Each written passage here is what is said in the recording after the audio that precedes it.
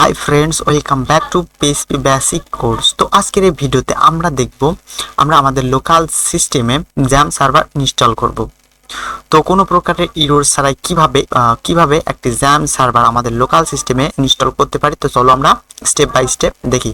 তো সর্বপ্রথম চলে আসবো আমি আমার ব্রাউজারে। এখানে আসার পর এখানে আমি লিখবো জ্যাম XAMPP ডাউনলোড। আসার পর প্রথম যেই ওয়েবসাইটটা আসবে এখানে ক্লিক করব। করার পর আমরা এখানে উইন্ডোজ আর এখানে ব্রাউজার ভার্সন, এখানে লিনাক্সের জন্য, এখানে ম্যাক্সের জন্য। তো আমরা যেহেতু উইন্ডোজ সিস্টেম আছি, তো আমরা এখান থেকে একটা সবার নিচে যেটা আছে মোটামুটি 150 MB একটা জ্যাম প্যাকেজ ইনস্টলার ডাউনলোড করে নেব। আমার অলরেডি এটা ডাউনলোড করা আছে। তো আমি চলে যাব যেখানে ডাউনলোড করা আছে সেই ফোল্ডারে। তো আমি চলে আসলাম। আসার পর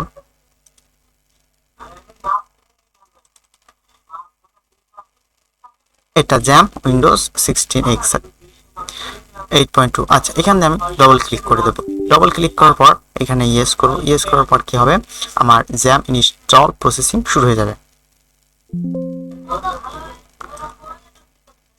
তারপর আমরা ক্লিক করব নেক্সট। তারপর এখানে আমরা যেই সিস্টেমগুলো আমাদের যেই জিনিসগুলো আমাদের প্রয়োজন সেই জিনিসগুলো আমরা এখানে অ্যাড করব। তো আমাদের এটা লাগছে না, এটা সারলাম। আমার MySQL, এটা হচ্ছে ডাটাবেস সার্ভার, এটা আমাদের প্রয়োজন হবে।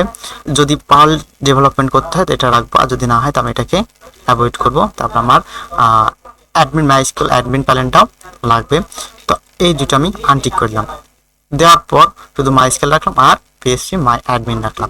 তারপর আমরা কি করব, নেক্সটে ক্লিক করব। নেক্সটে ক্লিক করার পর দেখো এখানে C:\জ্যাম, এটা হচ্ছে কি আমার লোকাল ডিস্ক সি এর ভিতরে জ্যাম নামে একটা নতুন ফোল্ডার তৈরি করবে, তার ভিতরে এটা ইনস্টল হবে। তো আমি সবসময় রিকমেন্ড করব যেটা আছে সেটাই থাক, কোনো চেঞ্জ করার দরকার নাই। তারপর নেক্সট, আমরা ল্যাঙ্গুয়েজ ইংলিশ থাক। তারপর আমরা নেক্সট ক্লিক করব। তারপর আমাদের কি আমার ফাইলগুলো এখন ইনস্টল হওয়া শুরু হয়ে যাবে। এখানে একটু সময় লাগবে ইনস্টল হতে। আমার জ্যাম ইনস্টল সাকসেসফুলি কমপ্লিট। এবার আমি করবো ফিনিশ করার পর আমার অটোমেটিক্যালি দেখো জ্যামটা চালু হয়ে গেছে। তো এখানে দেখো অ্যাপাচি আছে, এই অ্যাপাচির এখানে আমি প্রথমে এটাকে স্টার্ট করব।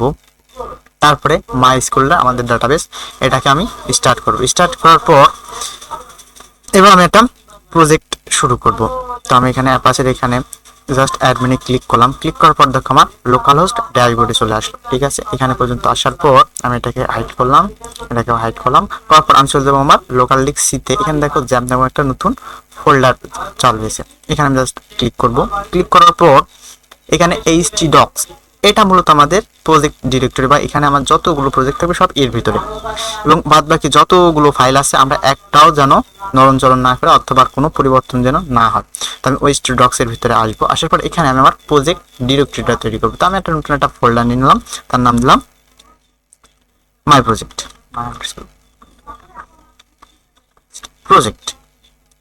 এবং এটাই আমার ভিজুয়াল স্টুডিও কোড আমি ওপেন করব। এটাকে কপি করলাম, হাইড করলাম। এরপর আমি আমার কোড স্টুডিও ওপেন করলাম, ওপেন ফোল্ডার। আমার অলরেডি htdocs এর ভিতরে আছে, মাই প্রজেক্ট সিলেক্ট করলাম এবং ওপেন করলাম। ওপেন করার পর এখানে আমি একটা PHP ফাইল নেব। তো PHP ফাইলের সিনট্যাক্স হচ্ছে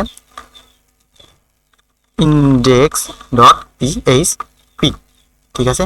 এবং একটা ইনস্টলার মানে একটা ভিজুয়াল স্টুডিও কোড এক্সটেনশন তোমরা অবশ্যই ডাউনলোড করে নেবা, সেটা হচ্ছে PHP ইমপ্লিমেন্টস, এটা ইনস্টল করে নেবা, তাহলে তোমার PHP-তে কোড লিখতে সুবিধা হবে। তারপরে আমি এখানে একটা HTML টেমপ্লেট নেব।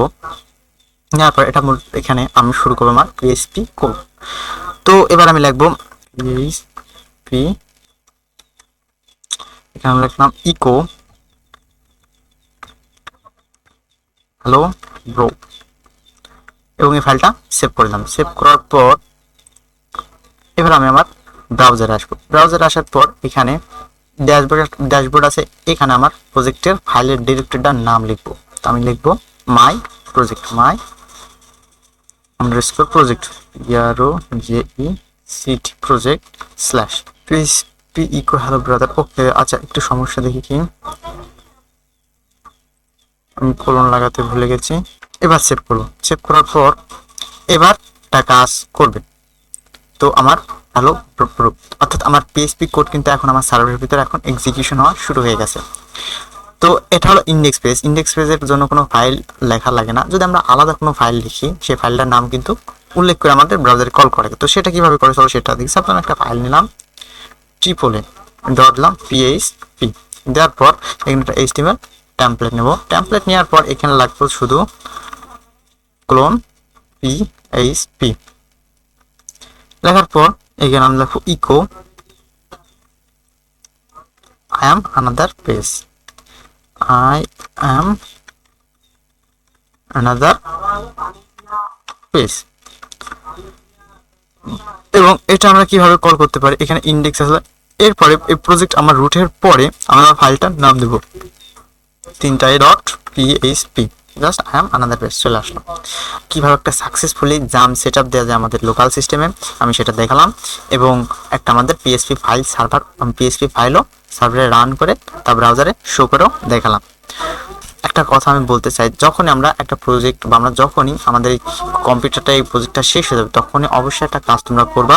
এটা হচ্ছে আমাদের এই যে পিএইচপি জাম সার্ভারটা থাকবে, এটা নিজে হাতে স্টপ করবা। তাহলে দেখবা ভবিষ্যতে এখানে যতগুলো ইরোর আসবে, মানে কোনো সমস্যা যদি হয়, কোনো ডাটাবেস ফাইল পাচ্ছেন ইত্যাদি ইত্যাদি ইত্যাদি ইত্যাদি ছোটখাটো অনেক সমস্যার তোমরা সমাধান করবে। এই অভ্যাসটা তোমরা গড়ে নিবা। তো আজকের ভিডিও এই পর্যন্ত, দেখা হবে পরবর্তী ভিডিওতে। সুস্থ থাকবেন, ভালো থাকবেন এবং ভিডিওগুলো ভালো লাগলে একটা সাবস্ক্রাইব অবশ্যই করেন। আল্লাহ হাফিজ।